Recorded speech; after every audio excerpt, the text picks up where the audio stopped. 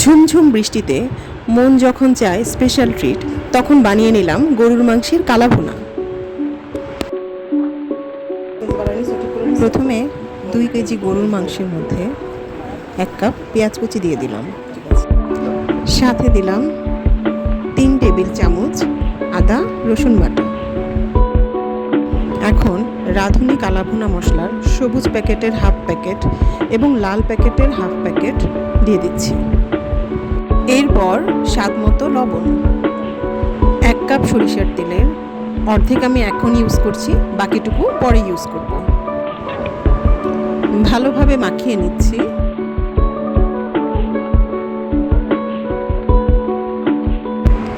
দুই টেবিল চামচ soya sauce দিয়ে আবারও ভালোভাবে মাখিয়ে নিচ্ছি।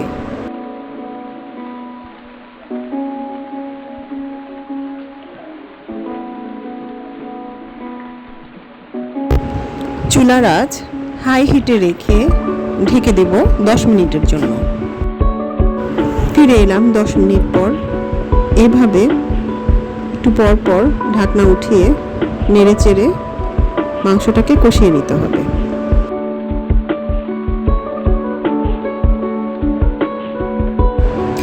এভাবে প্রায় 20 মিনিট কষানোর পর 2 কাপ পরিমাণ গরম পানি দিয়ে দিলাম।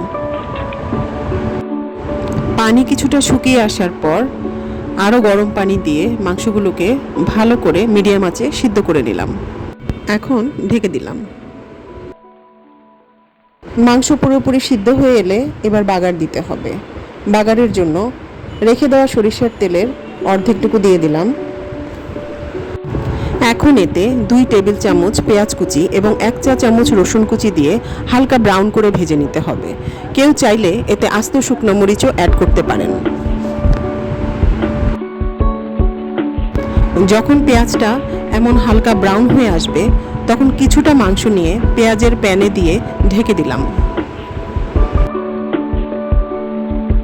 2-3 মিনিট ঢেকে রাখার পর যখন একটা স্মোকি ফ্লেভার আসবে, তখন বাগারটিকে সম্পূর্ণ মাংসের সাথে মিশিয়ে নিয়েছি এবং সবশেষে মাংসগুলোকে মিডিয়াম আঁচে 10 মিনিট রান্না করে নামিয়ে ফেলেছি। ব্যাস, হয়ে গেল ঝামেলাবিহীন গরুর মাংসের কালাভুনা।